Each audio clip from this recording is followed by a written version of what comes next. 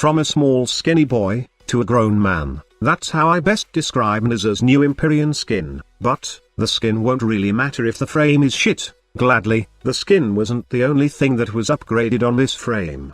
Digital Extremes decided to make changes on his abilities, and in my honest opinion, the changes did change NEZHA from 0 to one of the top Warframes today. Okay, let me tell you all there is to know about NEZHA right now, and how I created a build for him, which I considered to be the best for this awesome Warframe. Before we get into builds and synergies, let's discuss first every changes that have been done on this frame's abilities, starting with his first ability. Firewalker is now duration based, instead of the previous channeling ability. This way, the ability is more efficient and overall, make this Warframe energy efficient, as you can regain your energy back now, while this ability is active. In addition, its animation is now faster, and also, it can now be recast whenever you want. However, it's still the same ability as before in terms of damage potentials. It's not just made for killing enemies.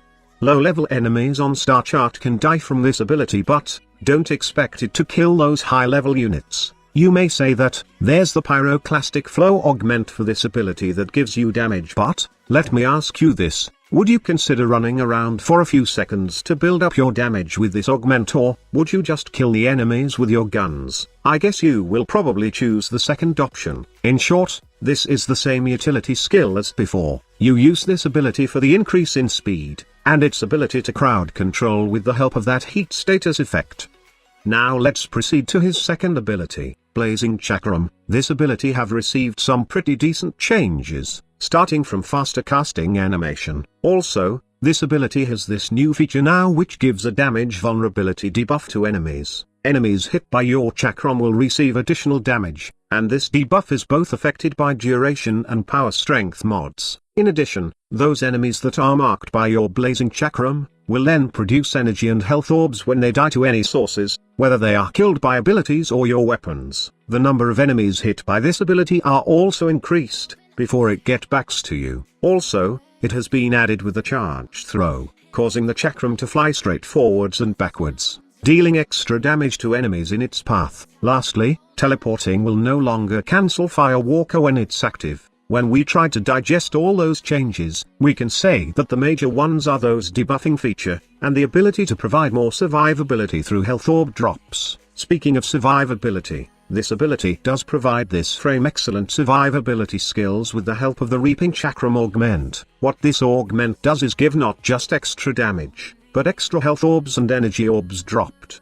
But remember, this augment does have a condition that you need to hit a couple of enemies so the damage and as well as the orb drop will increase. It may sound hard to pull off in real mission, but with the right equipment, you can actually drop those orbs like crazy. To give you an example, try to equip NEZHA with Telos Boltis. We all know that this weapon has the ability to group enemies. So, what we need to do is group them first, and then cast our fourth ability, and then just throw your disc to those enemies. You will then receive that glorious orb explosion. Just remember, when you want to do this setup, then you probably would be tied to using Telos Boltis, which many don't want as they prefer being versatile. But anyway, you can also pull off this trick with the group, by including frames like Nidus in the mix.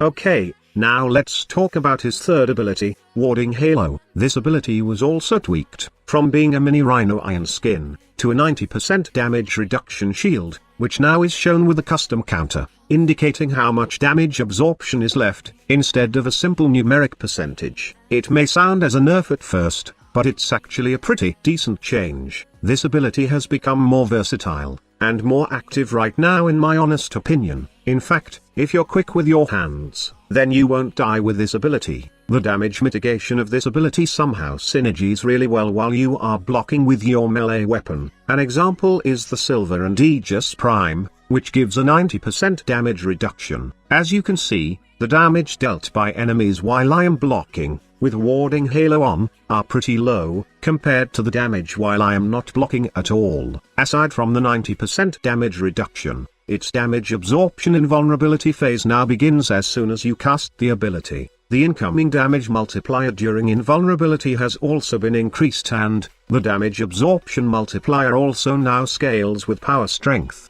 Lastly, when the health of the warding halo runs out, it will do an area of effect heat status effect and give you a short period of invulnerability. Overall, the damage reduction of this ability is quite good. There's an invulnerability phase that gives you time to cast or recast this ability. Its casting animation has been speed up, and best part is, it will still block status effects and other procs. Speaking for status mitigation, warding halo can mitigate the magnetic damage done by waters in plains of Eidolon during night, but who gives a damn about those waters? When we talk about the plains, we talk about the Eidolons, and NEZHA can mitigate all the damage dealt by Eidolons with his warding halo ability, including that magnetic phase. It will 100% mitigate the magnetic damage, and best part is, you can equip Rage to regain energy back. Now, I haven't tried out the augment for this ability yet called Safeguard, which lets you cast warding halo on allies. Not to worry, as I will be trying it out this weekend and give you an update if NEZHA can be a perfect fit on an Eidolon hunting team, specifically, if he is a good replacement for Harrow, or any other frames that's main purpose on the hunt is to mitigate the magnetic damage dealt by Eidolons. Lastly, his fourth ability has been tweaked also. It's not actually a big tweak compared to his first three abilities, but the change is pretty damn good. The cast and slam animation of Divine Spears have been greatly speed up, while removing the mandatory slam at the end of the spear's duration, with slam still being able to triggered manually by the way. Aside from that, the developer also added a special synergy between his second and fourth ability. When you hit a speared enemy with blazing Chakram, it produces a second Chakram, which fires at a nearby enemy. Like I have said earlier, it's not really a big tweak, but it's somehow an improvement to the quality of life of this ability. These changes makes Divine Spears somehow efficient, and as well as synergetic with his other abilities. We are finally done with the changes on NEZHA's abilities. Now, let's proceed to the build section of this guide.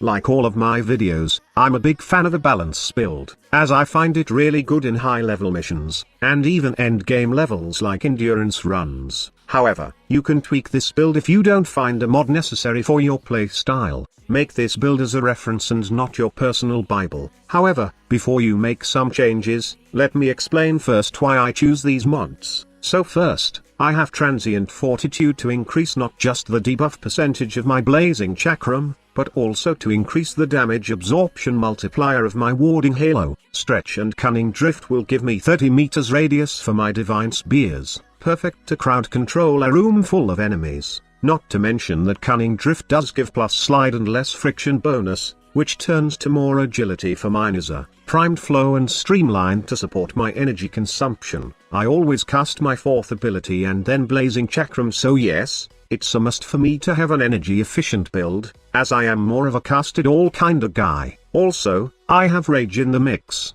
Like I have said earlier, Rage or Hunter Adrenaline works really well with warding halo right now. However, it's not necessary to put Rage in here. In fact, this is a free slot and you can choose to put any mods that you like in this slot. One good mod that you can put in here is the Reaping Chakram Augment, if you decide to have Telos Boltis on your arsenal, that is. If not, as you prefer to use a more versatile kit, then just choose any mods that you like. Also, I have Health Conversion, which serves as an extra layer of survivability. Digital Extremes did change how this mod works. Now, it won't consume a stack when your shield is hit. You will only lose one if your health is hit, which perfectly works well with this frame's warding halo. And, remember that we have a way to spawn health orbs almost every time, with the help of our Blazing Chakram ability. Also, I have primed continuity for more duration on my first, second and fourth ability, and of course, I have Vitality for more survivability. Now, you can have more power strength,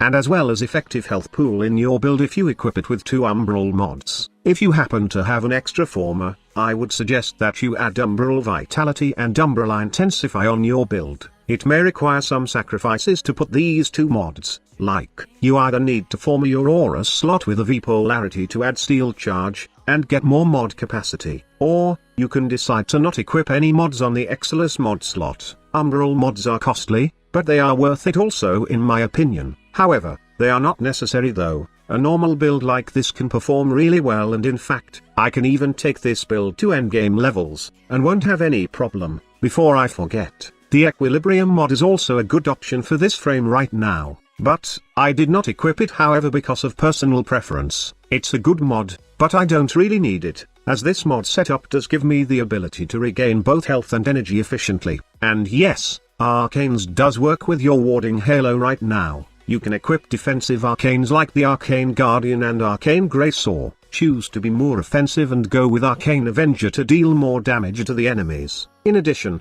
the Aura mod is a personal preference. I often use enemy radar for solo endurance to help me in terms of enemy pathing, but I usually run corrosive projection with a team. Lastly, if you want to take this frame on idle and hunting, then replace health conversion with quick thinking, then replace stretch with the warding halo augment, safeguard. Now, I don't know if it's worth it, as like I have said earlier, the ring will have 50% less durability on allies and you have to manually cast it on each allies. I will still try it, but don't guarantee a super amazing result. We will see this weekend.